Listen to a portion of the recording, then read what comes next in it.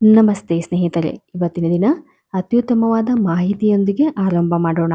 ಪೊರಕೆಯನ್ನು ಸಾಮಾನ್ಯವಾಗಿ ಎಲ್ಲರ ಮನೆಗಳಲ್ಲಿ ಬಳಸಲಾಗುತ್ತದೆ. ಆದರೆ ಪೊರಕೆಯನ್ನು ಬಳಸಿದ ನಂತರ ಅದನ್ನು ಸರಿಯಾದ ರೀತಿಯಲ್ಲಿ ಇಡಬೇಕಾಗುತ್ತದೆ. ಹೌದು, ಅಂದರೆ ಪೊರಕೆಯನ್ನು ಯಾವುದೇ ರೀತಿಯ ಬಾಗಿಲಿನ ಹಿಂದೆ ಇಡಬಾರದು. ಹಾಗೂ ಈ ಒಂದು ಪೊರಕೆಯನ್ನು ಬಳಸಲು ಮನೆಯ ಹೊರಗಡೆ ಮತ್ತು ಮನೆಯ ಒಳಗಡೆ ಒಂದೇ ಪೊರಕೆಯನ್ನು ಬಳಸಬಾರದು. ಮನೆಯ ಹೊರಗಡೆ ಬೇರೆ ಬಳಸಬೇಕು ಹಾಗೂ ಮನೆಯ ಒಳಗಡೆ ಕೂಡ ಬೇರೆ ಪೊರಕೆಯನ್ನು ಬಳಸಬೇಕಾಗುತ್ತದೆ. ಒಂದು ವೇಳೆ ಮನೆಯ ಹೊರಗೆ ಮತ್ತು ಒಳಗೆ ಒಂದೇ ಪೊರಕೆಯನ್ನು ಬಳಸಿದ್ದೇ ಆದಲ್ಲಿ ಮನೆಯಲ್ಲಿ ಕಷ್ಟಗಳು ಎದುರಾಗುತ್ತದೆ ಹಾಗೂ ಪತಿ ಪತ್ನಿಯರಲ್ಲಿ ಕಲಹ ಉಂಟಾಗುತ್ತದೆ ಮತ್ತು ಹಣಕಾಸಿನ ಸಮಸ್ಯೆ ಎದುರಾಗುತ್ತದೆ ಎಂದು ಜ್ಯೋತಿಷ್ಯ ಶಾಸ್ತ್ರದಲ್ಲಿ ಹೇಳಲಾಗುತ್ತದೆ. ಹೌದು, ಇವತ್ತಿನ ದಿನ ಹೇಳಿರುವಂತಹ ಈ ಒಂದು ಸಲಹೆ ನಿಮಗೆ ಉಪಯುಕ್ತವಾಗಿದೆ ಎಂದು ಭಾವಿಸೋಣ. ಹೌದು, ವೆಲ್ಕಮ್ ಬ್ಯಾಕ್ ಟು ಸಮೃದ್ಧಿ ಜೀವನ ಚಾನಲ್.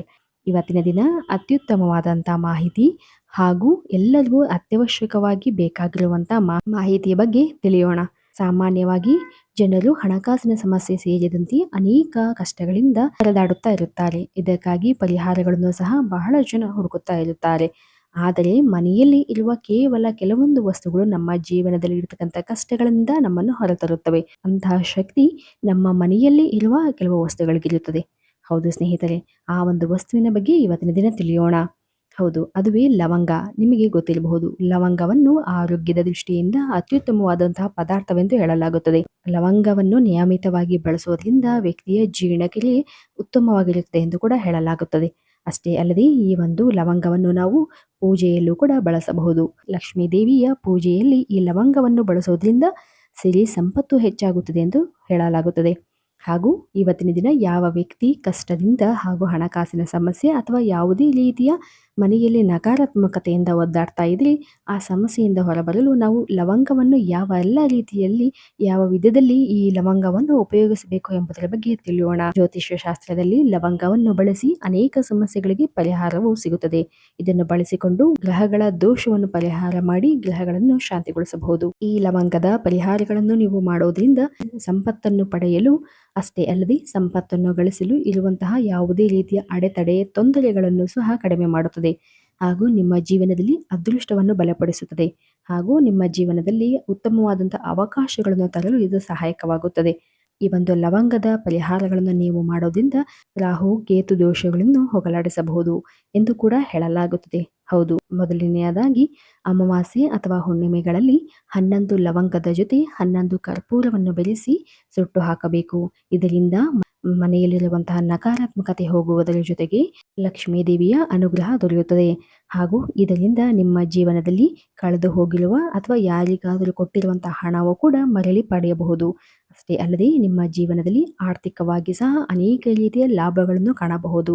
ಆರ್ಥಿಕವಾಗಿ ಮತ್ತು ನಿಮ್ಮ ವ್ಯವಹಾರದಲ್ಲಿ ಉತ್ತಮ ರೀತಿಯಾದಂತಹ ಬದಲಾವಣೆಯನ್ನು ಕಾಣಬಹುದು. ನಂತರ ನೋಡುವುದಾದರೆ, ನೀವು ಯಾವುದೇ ಪ್ರಮುಖ ಕೆಲಸಕ್ಕಾಗಿ ಹೊರಗೆ ಹೋಗುತ್ತಿದ್ದರೆ ಮನೆಯಿಂದ ಹೊರಡುವಾಗ ನಿಮ್ಮ ಬಾಯಿಯಲ್ಲಿ ಲವಂಗವನ್ನು ಇಟ್ಟುಕೊಳ್ಳಿ.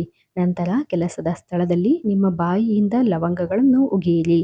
ನಂತರ ನಿಮ್ಮ ಒಂದು ಪ್ರಾರ್ಥನೆಯನ್ನು ಸಲ್ಲಿಸಿ ದೇವರನ್ನು ಧ್ಯಾನಿಸಿ ಕೆಲಸವನ್ನು ಮಾಡುವುದರಿಂದ ಆ ಕೆಲಸದಲ್ಲಿ ಯಶಸ್ಸನ್ನು ಕಾಣಬಹುದು. ನಂತರ ನೋಡುವುದಾದರೆ, ಯಾವುದೇ ವ್ಯಕ್ತಿಯು ಅತಿಯಾದ ಸಾಲ ಹಾಗೂ ಆರ್ಥಿಕ ಬಿಕ್ಕಟ್ಟಿನಿಂದ ಹಣಕಾಸಿನ ಸಮಸ್ಯೆಯಿಂದ ಒದ್ದಾಡ್ತಾ ಇದ್ರೆ ಹಾಗೂ ಮನೆಯಲ್ಲಿ ಖರ್ಚು ಹೆಚ್ಚಾಗ್ತಾ ಇದ್ದು ಆದಾಯ ತುಂಬ ಕಡಿಮೆ ಇದೆ ಅಂತ ಅಂದಾಗ ಈ ಒಂದು ಕೆಲಸವನ್ನು ನೀವು ಮಾಡಬಹುದು.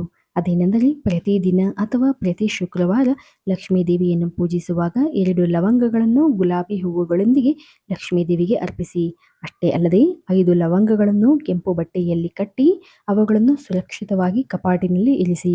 ಇದರಿಂದಾಗಿ ಆರ್ಥಿಕವಾಗಿ ನೀವು ಲಾಭವನ್ನು ಕಾಣಬಹುದು ಹಾಗೂ ನಿಮ್ಮ ಮನೆಯಲ್ಲಿ ನಡೆಯುವಂತಹ ಅನವಶ್ಯಕ ಖರ್ಚುಗಳು ಕಡಿಮೆಯಾಗುತ್ತದೆ ಹಾಗೂ ಈ ಒಂದು ಕೆಲಸವನ್ನು ಮಾಡುವುದರಿಂದ ನಿಮ್ಮ ಜೀವನದಲ್ಲಿ ಯಶಸ್ಸನ್ನು ಸಾಧಿಸಲು ಇರುವಂತಹ ಅಡೆತಡೆಗಳು ನಿವಾರಣೆಯಾಗುತ್ತದೆ. ಆರ್ಥಿಕವಾಗಿ ಹಣಕಾಸಿನ ಸ್ಥಿತಿ ಉತ್ತಮಗೊಳ್ಳುತ್ತದೆ ಎಂದು ಕೂಡ ಹೇಳಲಾಗುತ್ತದೆ. ನಂತರ ನೋಡುವುದಾದರೆ, ಯಾವುದೇ ವ್ಯಕ್ತಿ ಜೀವನದಲ್ಲಿ ಅತ್ಯುತ್ತಮವಾದ ಅವಕಾಶಗಳನ್ನು ಪಡೆಯಲು ಹಾಗೂ ಜೀವನದಲ್ಲಿ ಇರ್ತಕ್ಕಂಥ ಅಡೆತಡೆಗಳನ್ನು ನಿವಾರಣೆಯಾಗಲು ಹಾಗೂ ವ್ಯಕ್ತಿಯು ನಕಾರಾತ್ಮಕತೆಯಿಂದ ಹೊರಬರಲು ಹಾಗೂ ದೃಷ್ಟಿ ದೋಷದಿಂದ ಹೊರಬರಲು ಈ ಒಂದು ಲವಂಗವನ್ನು ಸ್ನಾನ ಮಾಡುವ ನೀರಿನಲ್ಲಿ ಬೆರೆಸಿ ಸ್ನಾನ ಮಾಡೋದ್ರಿಂದ ಆ ವ್ಯಕ್ತಿಯು ಜೀವನದಲ್ಲಿ ಅತ್ಯುತ್ತಮವಾದಂತಹ ಅವಕಾಶಗಳನ್ನು ಪಡೆಯುತ್ತಾನೆ. ಅಷ್ಟೇ ಅಲ್ಲದೆ ನಕಾರಾತ್ಮಕತೆಯಿಂದ ಹೊರಬರಲು ಈ ಒಂದು ಸ್ನಾನದ ನೀರಿಗೆ ಲವಂಗವನ್ನು ಹಾಕುವುದರಿಂದ ಉಪಯೋಗವನ್ನು ಪಡೆದುಕೊಳ್ಳಬಹುದು. ನಿಮ್ಮ ವ್ಯಾಪಾರದ ಸ್ಥಳ ಅಥವಾ ವ್ಯವಹಾರದಲ್ಲಿ ಅಥವಾ ನೀವು ಕೆಲಸ ಮಾಡುವ ಜಾಗದಲ್ಲಿ ಉನ್ನತಿಯನ್ನು ಬಯಸ್ತಾ ಇದ್ರೆ, ಹೆಚ್ಚಿನ ಅವಕಾಶಗಳನ್ನು ಬಯಸ್ತಾ ಇದ್ರೆ, ಈ ಒಂದು ಲವಂಗವನ್ನು ಅಂದರೆ 9 ರಿಂದ 10 ಲವಂಗಗಳನ್ನು ಒಂದು ಗಾಜಿನ ಬಟಲಿನಲ್ಲಿ ಅಥವಾ ಒಂದು ಗಾಜಿನ ಬಾಟಲ್ನಲ್ಲಿ ಹಾಕಿ ಅದನ್ನು ನೀವು ಕೆಲಸ ಮಾಡುವ ಜಾಗದಲ್ಲಿ ಇಡಿ. ಇದರಿಂದ ನಿಮ್ಮ ಜೀವನದಲ್ಲಿ ಇರತಕ್ಕಂತಹ ಅಡೆತಡೆಗಳು ನಿವಾರಣೆ ಆಗಿ ನಿಮ್ಮ ಕೆಲಸದಲ್ಲಿ ಉತ್ತಮವಾದಂತಹ ಸ್ಥಾನ ದೊರೆಯುತ್ತದೆ. ಅಷ್ಟೇ ಅಲ್ಲದೆ ವ್ಯಾಪಾರವು ಅಭಿವೃದ್ಧಿಯಾಗುತ್ತದೆ. ನಿಮ್ಮ ಜೀವನದಲ್ಲಿ ಸಂಪತ್ತಿನ ಆಗಮನ ಹಾಗೂ ಆರ್ಥಿಕವಾಗಿ ನೀವು ಅಭಿವೃದ್ಧಿ ಹೊಂದಬೇಕು ಹಾಗೂ ನಿಮ್ಮ ಜೀವನದಲ್ಲಿ ನೀವು ಕಂಡ ಕನಸುಗಳು ನನಸಾಗಬೇಕು ಅಂತಂದ್ರೆ ನೀವು ಈ ಒಂದು ರೆಮಿಡಿಯನ್ನ ಮಾಡಬಹುದು. ಅಂದರೆ ನೀವು ಹಚ್ಚುವ ದೀಪದಲ್ಲಿ ಅಂದರೆ ತುಪ್ಪದ ದೀಪಕ್ಕೆ 2 ಲವಂಗಗಳನ್ನು ಹಾಕಿ ಪ್ರತಿ ಶುಕ್ರವಾರ ಮತ್ತು ಮಂಗಳವಾರ ಹಾಕಿ ದೇವಿ ಮಹಾಲಕ್ಷ್ಮಿಯನ್ನು ಪೂಜೆ ಮಾಡೋದರಿಂದ ನಿಮ್ಮ ಜೀವನದಲ್ಲಿ ಸುಖ, ಶಾಂತಿ, ನೆಮ್ಮದಿಯ ಜೊತೆಗೆ ಸಂಪತ್ತು, ಸಮೃದ್ಧಿ ಹೆಚ್ಚಾಗುತ್ತಾ ಹೋಗುತ್ತದೆ. ಅಷ್ಟೇ ಅಲ್ಲದೆ ಜೀವನದಲ್ಲಿರ್ತಕ್ಕಂಥ ಎಲ್ಲ ರೀತಿಯ ಕಷ್ಟಗಳಿಂದ ನೀವು ಹೊರಬರಲು ಈ ಲವಂಗವು ಅತ್ಯುತ್ತಮವಾಗಿ ಪರಿಹಾರವನ್ನು ನೀಡಬಲ್ಲದು.